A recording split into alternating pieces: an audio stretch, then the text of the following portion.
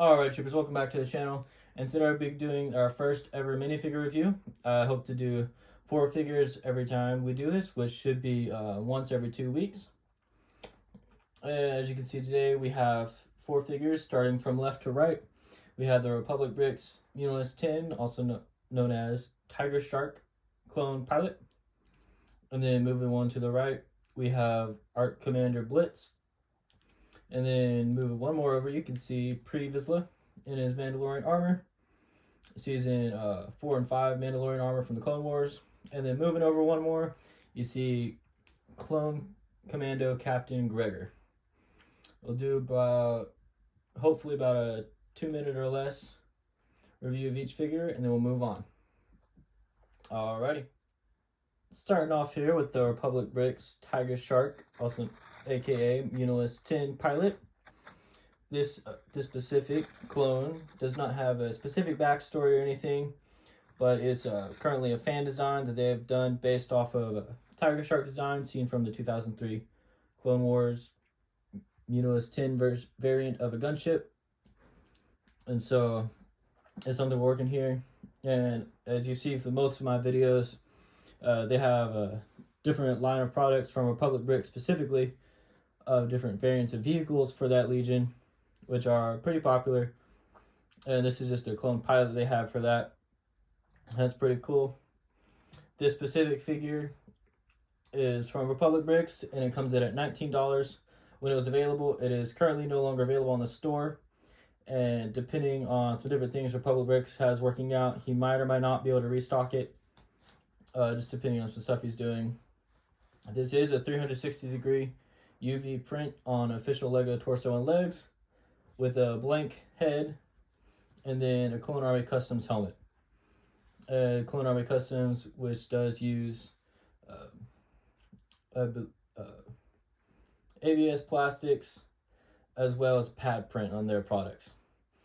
So that's what that helmet is, as well as the figure.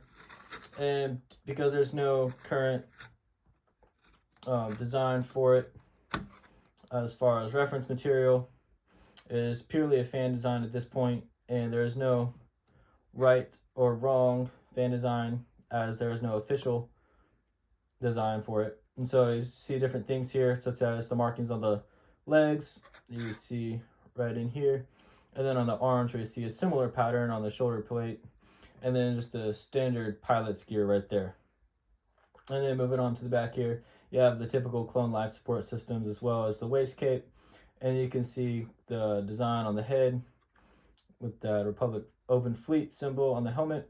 And it's the typical clone T-visor as well as other features for a Phase 1 pilot. Up next, we have Art Commander Blitz. He was a clone commander during the Clone Wars who oversaw the training of clone cadets on Commando as well as the defense of the planet. He was active in the defense of the planet multiple times when the Separatists tried to invade and either hinder or destroy the production of clones from Commando. He, along with 3 other Art Commanders, headed the first and, to this moment, only on-screen defense of the planet, and which was seen in Arc of the Clone Wars, in which we also saw popular characters such as Fives and Echo make their return in those series, in those episodes. And so he is actually one of only 2 of those Art Commanders that survived the battle. Colt and Havoc being the 2 that died, and the 4th, which is a currently unnamed clone, were both survived the battle and went on to defend Commando, as well as oversee the training of different clones. This specific character is from Republic Bricks, and he's retails for $29.99, but it's currently on sale for $26. It is a 360 UV print on the body with Clone Army Customs helmet, as well as the pauldron and comma you see here. And then the face again is a blank head. As far as the design goes for the figure, it is almost perfect aside from quality of the print, which because of the UV printing right there, it is a little blotchy around the arms and on some of the smaller parts of the figure. But aside from that, it is a very good figure. One small thing that you can see is on on the torso, or where the torso meets the legs right here, on that connecting piece right there. It should have a more distinctive X type marking, which is where the comma would have wrapped around his body to connect. That is not replicated from the printing, and it was also not really cared over too well in the design. You do see the thought of it right there from Clone Army Customs with that design right there, but because of the way the figure turned out, it doesn't have that. Nothing really too much of a big deal, but it's something to point out. And then one other thing that was kind of a bigger thing for me is he does not have his antenna that's supposed to go on the right side of his helmet right there. So, but other than that, it's a pretty good figure. No real complaints for me. And I'll go ahead and show you the back side of him real quick, in which he does have the standard Clone Life support systems, as well as the very detailed comma from Clone Army Customs. Next up, we have Priya Vizsla here in his Season 4 and 5 design. Priya Vizsla was a Mandalorian warrior who led an extremist group called Death Watch, who sought to overthrow the present government during the time of the Clone Wars and replace it with the more traditional Mandalorian government, as well as instill the traditional beliefs on the rest of their people. He led the group throughout the Clone Wars and attempted to align themselves with the Separatists to overthrow the presently neutral government and take over control of the planet. However, that fell through due to a Republic invasion not occurring, and he then sought out to kill Dooku with the help of his group, as well as some others, and eventually did capture the planet with the help of Maul. Now, that ended up costing him a lot, and by a lot, I mean his head, because he ended up dueling the Sith assassin and lost. He does retail for $27 of the cheapest version of him, which does not include the jetpack you see on the back. However, for a screen accurate version, you also need the jetpack, which costs $3, giving you a total of $30. So a little pricier compared to some other stuff, but definitely worth it in my opinion. The figure himself is pad printed onto official Lego torso and leg pieces. However, the helmets and jetpack you see on the back, as well as the gun, are from Clone Army Customs. The helmet and backpack are made out of ABS plastics, and then also they were pad printed as well where needed. The pad print on here is much better than we saw with the UV printing earlier, and that the lines and specifically the battle damage seen on him are much more accurate and much more distinctive instead of kind of splotchy, much more defined is the word I'm looking for here. And as far as the actual design goes, it's pretty good overall. Like I said before, it does imitate very well the battle damage seen on the figure in universe. The only thing that you could really talk about here as far as needing to be fixed, although it's not really something that can be fixed, is the flight suit right here did not come out as much on him in universe. It's just something that, due to the one-size-fits-all approach with the Lego torso, they're unable to change or alter or anything like that. But aside from that, it's pretty much a perfect figure, in my opinion. And if you're a fan of him or fan of Mandalorians in general, I would definitely suggest getting him. And you see right there a little separation of the jetpack from the torso. Lastly, here we have Clone Commando Gregor, who during the time of the Clone Wars, in the early stages at least, he had the rank of captain for the Battle of Serish, in which he led several clone units in a failed assault on the separatist world of Serish, which ended in the apparent death of Gregor.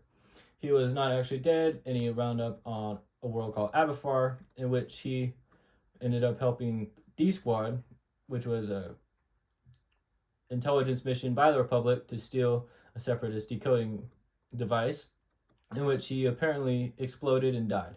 He, however, did not, and eventually rejoined the Republic military to transition into the Empire to train stormtroopers, which was seen in the Bad Batch show. And then he eventually, along with Rex and Wolf, lived on a Republic ATTE, and Gregor finally met his death after several failed attempts over the world of Lothal, freeing it from Imperial control. Gregor here is from Clone Army Customs, and he retails for $32 for the basic version. However, as with the Vizsla figure, that does not include the backpack, or in terms of Vizsla, the jetpack, in which this one also goes for $3 on the site, giving him a grand total of $35 for a screen accurate Clone Wars version of the figure. As just like Priya Vizsla, he was pad printed onto official Lego torso and leg pieces, with the helmet and backpack being made out of ABS plastic. The helmet, which was pad printed as well, and then the backpack here was presumably the same thing. The blaster you see there is also from Clone Army Customs. However, I don't know details on what it's made out of. I'd assume ABS plastic, but I do not know to confirm that. As far as design accuracy, it is very good. All the detailing on it, including the little logo seen on his chest right there, and then as well as his arm, which both are accurate to his in-universe design, are present and very good. The only problem here with this one is that he does not have the urban camo pattern on him, which Clone Army Customs just released an updated version of him that does have that. So it's a pretty nice figure here, and with Clone Army Customs, this specific figure is out of stock, but they do have the newer one that include the urban camo. So if you're interested, go ahead and go check that out, and I'll post links to both the Republic Bricks and Clone Army Customs sites in the comments below. Alrighty folks, that's going to wrap it up for today. If you liked the video, don't forget to like, comment, and share it to friends. If you're new, go ahead and hit that subscribe button. And this is something I hope to do, like I said at the beginning of the video, once every 2 weeks. And maybe if it gets enough like and support, we can do it every week, adding a third potential video release day for just other stuff such as the unboxing, Q&A stuff, and then just other general stuff like that. So if you do like it, go ahead and let me know in the comments below. If you saw anything you'd like to change, go ahead and let me know there as well. As it's new, there's still a lot of kinks and little things I need to work out. It is a little later today than I usually would have posted, but that is because I tried to work out some of the kinks that I had in script writing as well as shooting on the front side. But some of those did unfortunately go through, this being a little longer than I'd planned it to be. So if you liked it, go ahead and let me know in the comments below. If you see something that you would have liked to do better, let me know there as well. One thing I do hope to do in the future is be able to get kind of a Technic rotating base piece that I just need to get the pieces and build it. I don't have the pieces with me right now, but I should be able to get them soon. And so if you have any other ideas like that, just go ahead and let me know in the comments. Alrighty folks, that's gonna wrap it up for today, and I'll see you on Friday.